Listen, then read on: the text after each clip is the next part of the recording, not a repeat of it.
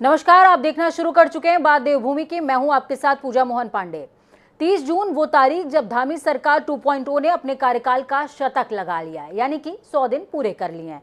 इस शतक के साथ भाजपा आयोजनों का आगाज कर रही है तो विपक्ष सवालों की बौछार। सरकार अपनी उपलब्धियां गिना रही है तो विपक्ष सरकार की असफलताओं की फेहरिस्त बता रहा है। तो आज चर्चा इसी विषय पर कि धामी सरकार 2.0 के 100 दिन, कितनी सफलता, कितने सवाल।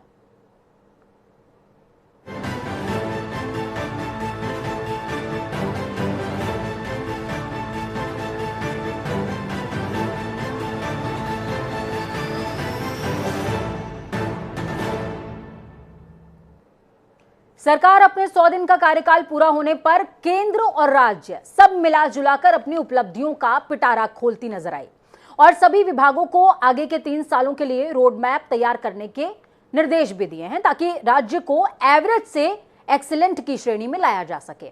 पर चुनौतियां अभी कई हैं जो विपक्ष के पाले से पहले सरकार के हिस्से में है। वो क्या है, जिसमें से सबसे बड़ी चुनौती है दल के अंदर दायित्वों के बंटवारे को लेकर, यानी कि सरकार और संगठन में सामंजस्य बैठाने को लेकर।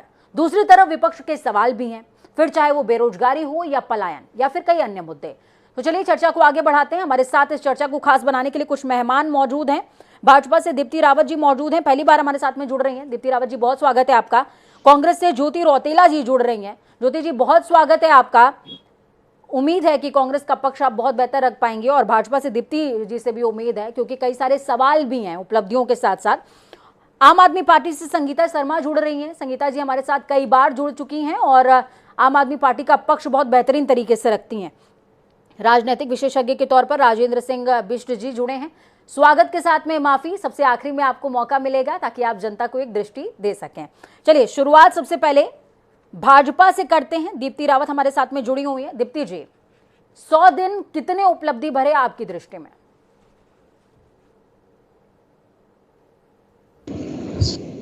नमस्कार जी। आज मैं इस चैनल में पहली बार जुड़ रही हूँ और सभी को देखिए 100 दिन में जो सरकार को काम करना चाहिए था, जितनी तेज गति से काम करना चाहिए था, सरकार ने किया है। अब चाहे वो बहुत सारी निर्णय हो, चाहे वो समान आचार संहिता का, नागरिक संहिता के लिए हम जिसको कह रहे हैं वो हो, कि कॉमन सिविल कोड के लिए बात की गई हो, उसके लिए एक कमेटी का गठन हो, उसको गठित किया गया। उसके अलावा गरीबों को 3 सिलेंडर, परिवारों को साल में 3 सिलेंडर फ्री देने की बात की गई हो, या वृद्धावस्था और विधवा और दिव्यांग लोगों को अगर बात हुई हो कि उनको अगर हमें पेंशन में उनकी बढ़ोतरी हुई है तो वो की है सरकार ने। पति पत्नी दोनों को पेंशन मिले, वृद्धावस्था की पेंशन पहले किसी एक ही को मिलती थी दोनों में से, तो उन दोनों को मिले, उसको सरकार ने किया है। सुरकंडा देवी का जो रोपवे का एक मिशन था जो चल रहा था, उसका उद्घाटन हुआ है, उसकी शुरुआत हो चुकी है। धामी जी सरकार अभी चुनाव जीत चुके हैं इन 100 दिनों में। तो इन 100 दिनों में बहुत तेज गति से जो काम, कई निर्णय जो होने चाहिए थे वो हुए हैं और आगे भी ऐसा ही काम रहेगा सरकार का। ठीक है, चलिए विपक्ष की राय ले लेते हैं कि आपके इन कामों की जो फेहरिस्त आपने गिनाई है उनसे वो कितने संतुष्ट हैं। ज्योति जी, कितनी संतुष्ट है कांग्रेस? नमस्कार, धन्यवाद सबसे पहले आपका। दीप्ति जी ने बोला कि 100 दिनों में उनकी सरकार ने बहुत सारे कार्य करे और उन्होंने कॉमन सिविल कोड को गिनवाया, लेकिन मेरा सवाल दीप्ति जी से है कि जैसे ही इलेक्शन खत्म हुआ तो सबसे पहले महंगाई बढ़ी, उस पर क्या गवर्नमेंट ने क्या काम करा? उस पर उन्होंने अभी तक कुछ नहीं करा। रोजगार के लिए, एम्प्लॉयमेंट के लिए उन्होंने क्या करा? जो 4 धाम यात्रा है उसमें जो व्यवस्थाएं हुई हैं उसमें क्या हुआ? 100 दिन में आपने इलेक्शन लड़ा, आपने केवल अभी तक जो जिले हैं उनको प्रभारी मंत्री अब जाके मिले, अभी तक जिला नियोजन की एक भी बैठक 100 दिन में नहीं हुई है। बिजली जो बिल थे, जो बिजली का जो रेट है उसमें 3% की बढ़ोतरी हुई है, लेकिन जो बिजली की कटत है, आप लोगों को पता चल रहा होगा कि अघोषित बिजली कट रही है आज पूरे प्रदेश में, इसके लिए कोई बात नहीं हो रही है। अभी जो बजट आया, बजट में आपने, अभी दीप्ति जी ने बोला कि पलायन पे हम लोग काम कर रहे हैं। आप लोगों ने बजट में युवाओं के लिए, पलायन के लिए सिर्फ 25 करोड़ रुपए रखा। आप बताइए, मात्र 25 करोड़ रुपए में हम पलायन को कैसे रोकेंगे? बहुत सारे सवाल हैं और सवालों की फेहरिस्त में कुछ सवालों को और ऐड करते हैं। आम आदमी पार्टी से संगीता शर्मा जी भी हैं हमारे साथ में, उनका भी पक्ष पहले सुन लेते हैं, उनका भी पक्ष पहले सुन लेते हैं दीप्ति जी, फिर मैं आपके पास आऊंगी जवाब लेने के लिए, क्योंकि दो विपक्ष हैं आज मौके पर सत्ता पक्ष की खिंचाई करने के लिए। संगीता जी, मेरे ख्याल में शायद आपका जो सिस्टम है वो म्यूट है, तो प्लीज उसको अनम्यूट कर लीजिए। तब तक मैं दीप्ति जी से उनके जवाब ले लेती हूँ। दीप्ति जी आपका सिस्टम भी म्यूट हो गया है। हमारे साथ संगीता शर्मा जुड़ी हुई हैं। संगीता जी।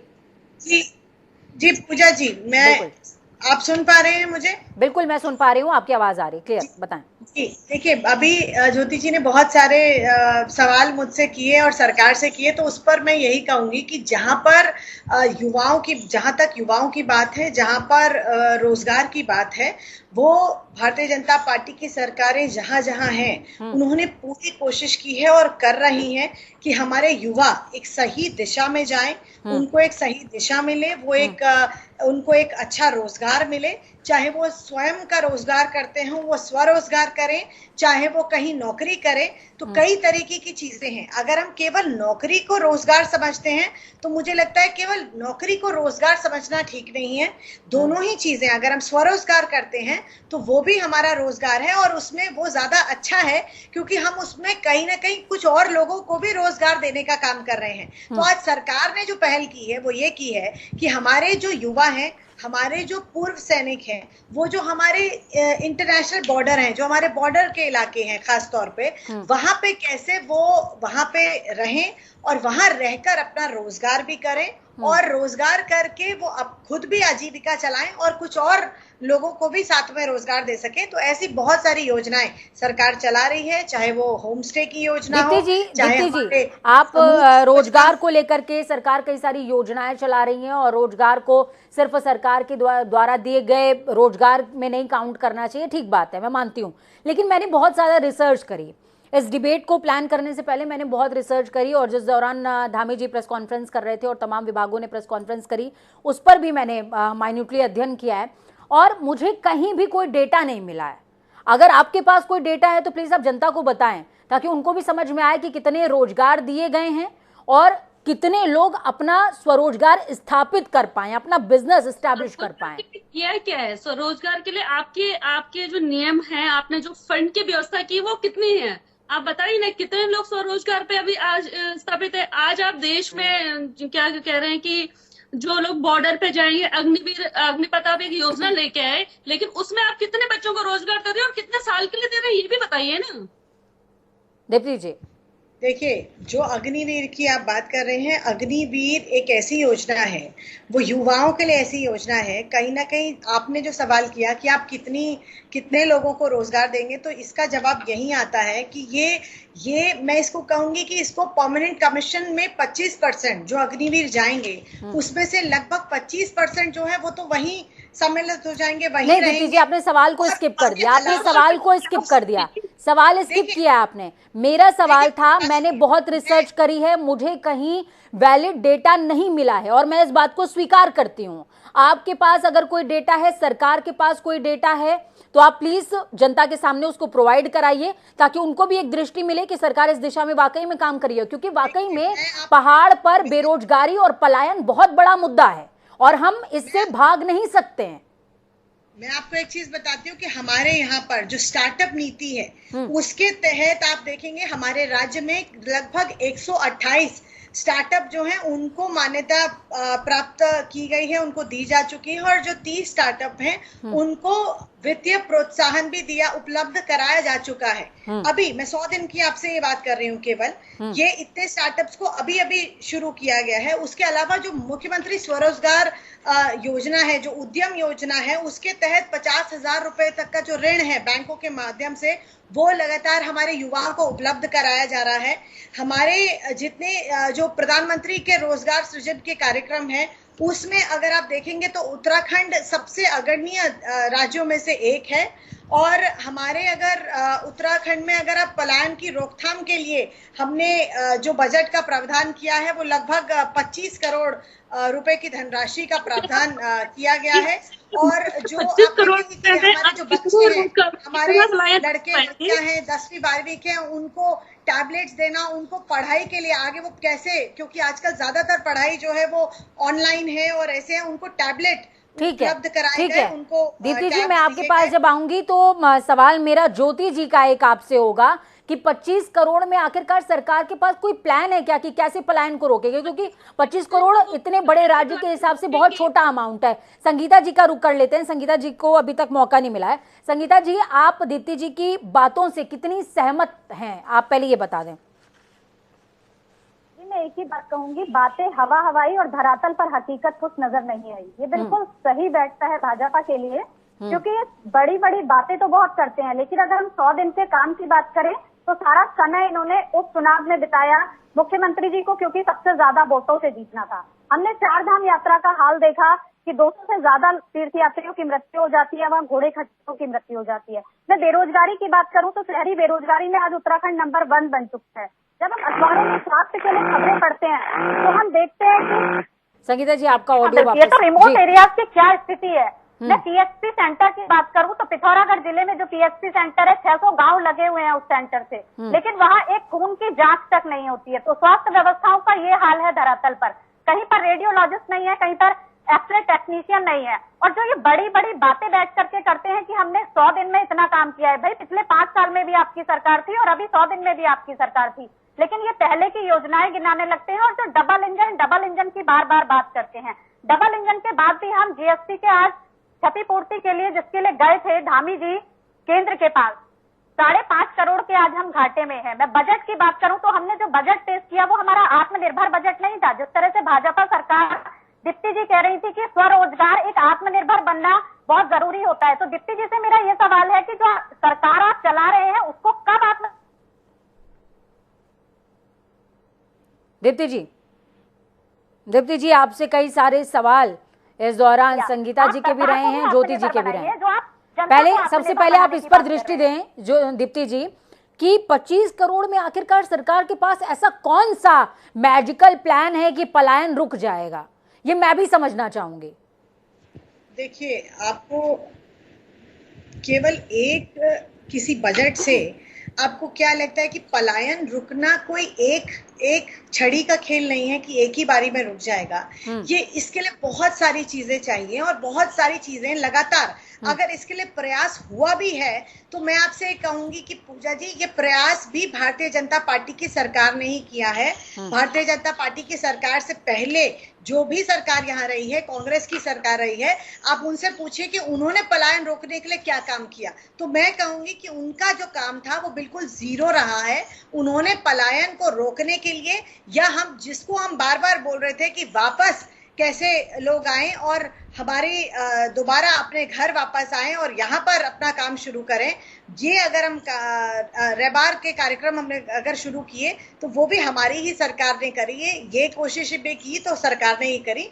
ये फिलहाल का बजट है कि किस प्रकार से उन चीजों को, गतिविधियों को हम आगे बढ़ा सकते हैं, लेकिन इसी से जुड़ी हुई बहुत सारे विभागों की अलग अलग इसमें योजनाएं हैं, अलग अलग नीतियां हैं। अगर आप देखें तो आज फार्मिंग, आज जो खेती है, कृषि है, वो केवल कृषि नहीं है, वो केवल खेती नहीं है, उसमें जो एलाइड उसके काम है, जो उससे जुड़े हुए काम है, चाहे वो पशुपालन हो, बहुत सारे लोग हैं जो डेयरी का काम कर रहे हैं। आज ऐसे बहुत सारे एग्जाम्पल हैं। मैं आपको कहूंगी, आप कह रहे हैं कि पिछली सरकार में भारतीय जनता पार्टी की सरकार थी, तो उस सरकार के ही मैं कहूंगी कि उस सरकार के बहुत सारे ऐसे एग्जाम्पल हैं जो लड़के, जो युवा अपना IIM करके, अपने मैनेजमेंट करके और उसके बाद करने के बाद उन्होंने आके अपने अच्छे होम स्टेज यहाँ खोले हैं, वो अपना होम स्टे चलाते हैं। कुछ ऐसे लोग हैं जो अपना यहाँ पर जो हमारा ऑर्गेनिक फूड है उसका वो काम करते हैं। ज्योति जी आपका काउंटर है। बहुत सारे हमारे पास एग्जाम्पल हैं। दीप्ति जी से एक और सवाल है। आप अभी आपका बजट आया, बजट में आप लोगों का जो बजट है 65,000 करोड़ रुपए का बजट आया, जिसमें 83% का जो बजट है वो तो प्लान बजट है, जो सैलरीज में जाएगा, आपके जो फिक्स इनकम, फिक्स खर्चे उसमें जाएगा। सिर्फ 70% का रोडें भी बनानी है, आपने विकास के काम भी करने हैं, हॉस्पिटल भी सुधारने हैं और सारी सुविधाएं देनी है और रोजगार भी उपलब्ध कराना है। आप ये बताइए होगा कैसे? पहली बात। दूसरी बात, आप कहते कि कांग्रेस की गवर्नमेंट ने काम नहीं करा। एक बात बताइए कि 2000 जब हमारा प्रदेश बना 2000 से लेके 2017 तक, दीप्ति जी, ज्योति जी को सुन लीजिए। दीप्ति जी, ज्योति जी को सुन लीजिए। इस तरीके से ना जनता को आपकी बात समझ में आएगी ना ज्योति जी की समझ में आएगी। पिछले 5 साल में सुन लीजिए, पिछले 5 साल में 5.5 साल में आपने वो कर्जा करा है 74,000 करोड़ रुपए, और उसमें आपने कर्जा ले लिया। इस वक्त पूरे प्रदेश में 1,05,000 करोड़ रुपए का कर्जा है। तो हम लोग, हमारी सरकार ये बताइए कि अपने राज्य को आमदनी का स्रोत कब बनाएगी? जो 17 साल में जो हमारा कर्जा था कांग्रेस की गवर्नमेंट में और बीजेपी गवर्नमेंट में मिला के जो कर्जा केवल 36,000 करोड़ था, वो आप लोगों के पिछले 5.5 साल की सरकार में 1,05,000 करोड़ हो चुका है। अब आप बताइए कि ये सरकार स्वावलंबी सरकार कब बनेगी और आमदनी का स्रोत कहां से लाएगी? दीप्ति जी, मैं इस पर एक चीज कहूंगी कि बहुत सारी चीजें हैं। ज्योति जी, आप मुझसे कह रहे हैं आपकी खुद की सरकार यहाँ रही है, और जब आपकी खुद की सरकार यहाँ पे थी तब आप डबल इंजन की सरकार में थे, तब केंद्र में भी यूपीए की सरकार थी और प्रदेश में भी कांग्रेस की सरकार थी। उसके बावजूद जो इंडस्ट्रियल पैकेज यहाँ पर अटल जी द्वारा यहाँ पर दिया गया, उत्तराखंड को दिया गया था, वो वापस ले लिया गया था। जो 10 साल के लिए दिया गया था उससे पहले ही उसको वापस ले लिया गया। उसको भी आप रोकने के लिए नाकाम रहे, और डबल इंजन की सरकार जो काम कर रही है, आज हमको साफ साफ आंखों से दिखता है कि किस प्रकार से हमारा बॉर्डर तक जो इंफ्रास्ट्रक्चर है आज वो डेवलप हो रहा है। आज हमारी ऑल वेदर रोड्स कैसे बन रही है, जहां 11 घंटे आपने जो परमानेंट जिन लोगों को, जो आर्मी में सैनिक थे, उनकी पेंशन बंद करवा दी।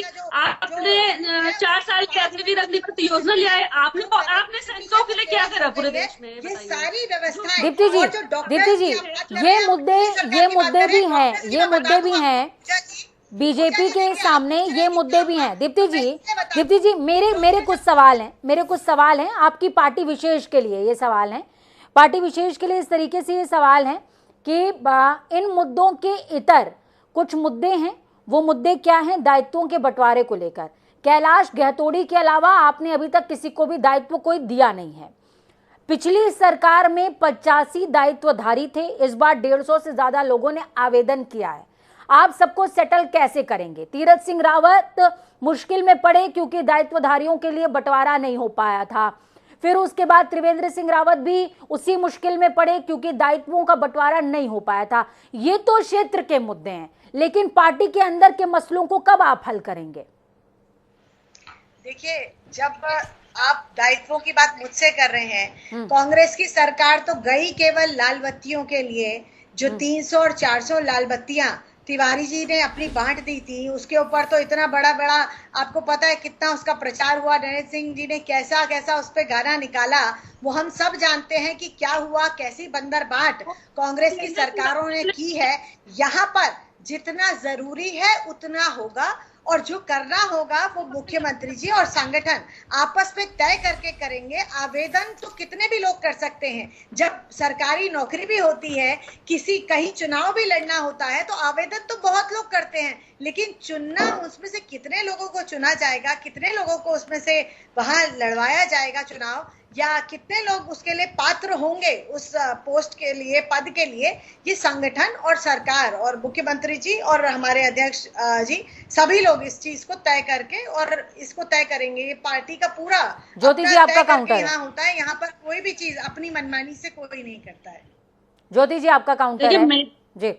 मेरा सवाल तो उस पर भी यही है कि आप इतने दायित्व बांटेंगे, आपके पास इनको सैलरी भी देनी है, इनको घर भी देना, आपको सारी चीजें करनी है, इसके लिए धनराशि है, लेकिन युवाओं के लिए पलायन को रोकने के लिए आपने 25 करोड़ की धनराशि उपलब्ध कराई है। आप बोल रहे हैं कि जो आप ऋण दे रहे हो स्वरोजगार के लिए, वो 50,000, 35,000, 25,000 का ऋण दे रहे हैं, और आपके गवर्नमेंट में जो इलेक्शन लड़ने के लिए 3-3 मुख्यमंत्री बनाने के लिए पर्याप्त पैसा है। तो ये देखिए ना, ये हो क्या रहा है। ऐसा नहीं लगता दीप्ति जी कि अगर दायित्वों का बंटवारा सही समय से हो जाए तो घर भी बेहतर चलेगा, प्रदेश भी बेहतर चलेगा? क्योंकि मैं जब स्टडी कर रही थी उस दौरान मुझे समझ में आया कि किस तरीके से त्रिवेंद्र सिंह रावत की कुर्सी डोली जब उन्होंने 85 दायित्वधारियों का जो नियुक्ति थी वो करी, लेकिन लोग संतुष्ट नहीं हो पाए, उनको अपनी कुर्सी त्यागनी पड़ी। और वही सामंजस्य की कमी थी। तीरथ सिंह रावत आते हैं, वो भी वो काम नहीं कर पाते। फिर पुष्कर सिंह धामी आते हैं, वो बैकलॉग सिचुएशन में लग जाते हैं। हालांकि किसी तरीके से एक कार्यकाल निकलता है 3 मुख्यमंत्रियों के बदले जाने के बाद, अब 100 दिन भी पूरे हो चुके हैं, लेकिन वही राम कहानी दोबारा रिपीट हो रही है। दायित्वों का बंटवारा अब तक नहीं हो पाया है। क्षेत्र के मुद्दे तो आप तब हल करेंगे ना जब आपके पास निगम में तमाम क्षेत्रों में आपके पास दायित्वधारी मौजूद होंगे। आप कैसे विकास की गति को आगे बढ़ाएंगे जब तक आपके पास उस क्षेत्र पे, उस कुर्सी पे आदमी नहीं मौजूद है? दीप्ति जी, मैंने आपसे कहा कि सरकार इस चीज को सरकार के ध्यान में भी है, संगठन के ध्यान में भी है। जो जरूरी पद होंगे, जहां पर जरूरी चीजें करनी होंगी, जो हमारे ऐसे पद होंगे जहां पर लोगों को रखना आगे हमारे निर्णय के लिए, विकास के लिए, आगे बढ़ाने के लिए कुछ चीजों को जरूरी है, वहां पर नियुक्तियां भी की जाएंगी। और सरकार जितनी जल्दी हो सकती है इन चीजों पे सब पे निर्णय लेगी और नियुक्तियां करेगी। ये सारा इंटरनल मैटर है सारा। लेकिन कुछ चीजें यहाँ पर प्रवक्ता हमारी संगीता जी भी कह रही थी, तो मैं उनको बताना चाहती हूँ, वो महंगाई पे और बाकी बहुत चीजों पे कुछ कह रही थी आम आदमी पार्टी से। तो मैं ये बता दूं कि आम आदमी पार्टी केवल एडवर्टाइजमेंट की पार्टी है, इसलिए वो सवाल कहीं भी खड़ा करना, मुझे लगता नहीं कि उनको कहीं पर सवाल खड़ा करना चाहिए। क्योंकि अगर आप महंगाई की भी बात करें, अगर आप पेट्रोल और डीजल की भी बात करें, तो वो दूसरे प्रदेशों में मुझे लगता है दीप्ति जी आप दिल्ली गई नहीं है। दिल्ली गई होती तो आप देखती कि किस तरीके से दिल्ली के अंदर तक, जो कि केजरीवाल का क्षेत्र है, वहां तक बीजेपी के पोस्टर्स मेट्रो से लेकर पिलर्स तक में छपे हुए हैं। चलिए, राजनीतिक विशेषज्ञ के तौर पर राजेंद्र बिष्ट जी हमारे साथ में जुड़े हुए हैं। राजेंद्र जी से मैं समझ लेती हूँ। राजेंद्र जी, आपने इस पूरी चर्चा को सुना, आप आकलन करके तमाम जनता को दृष्टि देने की कोशिश करें कि आखिरकार धामी सरकार के 100 दिन, क्योंकि विपक्ष लगातार कह रहा है और ये नजर भी आया ग्राउंड पर कि सरकार का जो आधे से ज्यादा का वक्त अभी तक का रहा है वो चुनाव लड़ने में चला गया, डैमेज कंट्रोल में चला गया और कुर्सी बचाने में चला गया। उसके बाद अब नियोजन की बात हो रही है। जो काम 7 सालों में नहीं हो पाए उसको 3 साल में करने की बात हो रही है कि एवरेज से एक्सीलेंट की श्रेणी में राज्य को लेकर के आ जाएंगे। लेकिन ये होगा कैसे? बजट का आवंटन नहीं है, बहुत सारी चीजें नहीं है जिनको होना चाहिए। राज्य कर्जे में डूबा हुआ है, बहुत सारी चीजें हैं जिन पर अभी भी दृष्टि सरकार को डालना बाकी है। आप आकलन करके बताएं कि आपको क्या लगता है सरकार के 100 दिनों के बारे में। पूजा जी, अगर पिछले 100 दिनों की बात करें तो उसमें कुछ चीजें तो बहुत साफ निकल के आई हैं। पहली बात कि बीजेपी जो अपना हिंदुत्व का जो एजेंडा है और जो उनके मैनिफेस्टो के जो पॉइंट्स हैं उनको आगे लेके जा रही है। जिसमें हम बात कर रहे हैं कॉमन सिविल कोड की, तो वो सबसे पहले जो है धामी सरकार ने पहली कैबिनेट में उसको रखा और उसकी एक समिति बनाई। तो एक पहले एजेंडे की जो बात है वो बीजेपी उसमें क्लियर है कि हमें क्या करना है। बिल्कुल। रही बात दूसरी और जो भी चीजें हैं, आते ही जितने भी जो मतलब सोशल जो भी इन्होंने वर्क करे हैं उसमें जैसे 3 सिलेंडर इन्होंने फ्री दिए हैं, वो बहुत इंपॉर्टेंट चीज है। वृद्धावस्था जो पेंशन है उसको बढ़ाया है और 2 लोगों को दिया है, वो भी बहुत इंपॉर्टेंट चीज है। घसियारी जो योजना है उसको उड़ा के मतलब उसको जो है आगे बढ़ाया है और 10 जिलों तक उसको आगे बढ़ाने की योजना है। इस तरह से वो जो मुद्दे हैं जो है उस पर धामी सरकार काम कर रही है। लेकिन जहां तक जो है और जो बात हम कर रहे हैं कि जो हमारी मतलब फाइनेंशियल कंडीशन है उत्तराखंड की, वो बहुत डिजास्टर्स है इस समय। अगर आप ये देखें कि 65,700 करोड़ का जो बजट है उसमें जो है क्या कहते हैं, हम जैसे 65% तो जो है हम सैलरी और पेंशन में लगा देते हैं। बाकी हमारे पास जो हमारे रेवेन्यू है सिर्फ 14,000 करोड़ का रेवेन्यू है और बाकी सेंटर की जो योजना है उनको, उनसे वित्त पोषित जो योजना है उनको हम उत्तराखंड में लागू करते हैं। बट जहां तक भी बात हम ये करेंगे, करीबन केंद्र से 14,000 करोड़ का अनुदान तो मिल चुका है जिसमें जो है वो आगे बढ़ेगी। लेकिन फिर भी अभी जो है बहुत सारी ऐसी चीजें, क्रिटिकल चीजें जिसपे हमें काम करना है। जैसे रोपवे पे काम हो रहा है, इसके अलावा जो पर्वतमाला जो प्रोजेक्ट्स हैं उस पे काम हो रहा है, जो सड़कें हैं सड़कों पे काम हो रहा है। बताया गया कि जो ये पॉजिटिव पॉइंट हैं। अब जो प्रॉब्लम जो है सबसे बड़ी आगे ये है कि हमारा सिर्फ जो है क्या है उत्तराखंड का जो विकास है उन सब बातों से नहीं होने वाला। उत्तराखंड का विकास का जो सबसे बड़ा जो पैमाना है कि हमें रेवेन्यू जनरेट करना है। और रेवेन्यू जनरेट जब तक नहीं होगा तब तक जो है क्या कहते हैं उसी लचर गति से आगे बढ़ेंगे। तो मुझे जो लगता है कि धामी सरकार को अपना 100% जो है रेवेन्यू जनरेशन पे करना है। और रेवेन्यू जनरेशन कैसे हो सकता है, क्योंकि हमें जो भी हमारे सेक्टर्स है उन पे काम करना पड़ेगा, फास्ट एक्टिंग करना पड़ेगा। जो हमें 30 दिन की जगह जो है 30 दिन में जो है वो सारी इंडस्ट्रीज के ऊपर खाका बना के एक मैक्रो प्लान बना के और हमें काम करना पड़ेगा। इस लेवल पे हम आगे बढ़ सकते हैं। विभाग को स्पीड अप करने की बहुत ज्यादा जरूरत है। बहुत शुक्रिया आप चारों ही लोगों का हमारे साथ जुड़ने के लिए, इस चर्चा को बेहद खास बनाने के लिए। तो आपने देखा, सुना और समझा कि किस तरीके से सूबे की स्थिति पिछले 100 दिनों में बेहतर भी हुई है और डामाडोल भी। सरकार का जो फोकस है वो इस चर्चा के बाद यही निकल करके आया कि अब आगे रेवेन्यू जनरेशन पर ही रखना पड़ेगा और स्टेप बाय स्टेप काम करने की जरूरत है, क्योंकि कहते हैं धीरे धीरे रे मना, धीरे सब कुछ होए और माली सींचे 100 घड़ा ऋतु आवत फल होए। वक्त छोड़े से ब्रेक का, ब्रेक के उस पार खबरों का सफर लगातार जारी है। बने रहिए जनता टीवी के साथ, क्योंकि हमें आपकी ताकत, अपना और अपनों का बहुत ख्याल रखिए। नमस्कार।